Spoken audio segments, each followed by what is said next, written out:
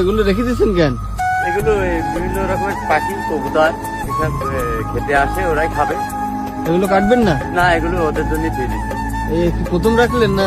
হ্যাঁ, প্রায় বছর রেখে দিই অল্প করে। এইগুলো রেখে দিয়েছেন? হ্যাঁ হ্যাঁ আর পিছনে গুলো সব কেটে দিয়েছেন? হ্যাঁ হ্যাঁ। আল্লাহ ওদেরও আহার দিয়েছে আমার মাধ্যমে। আসবে খাতিয়ে পাখিগুলো।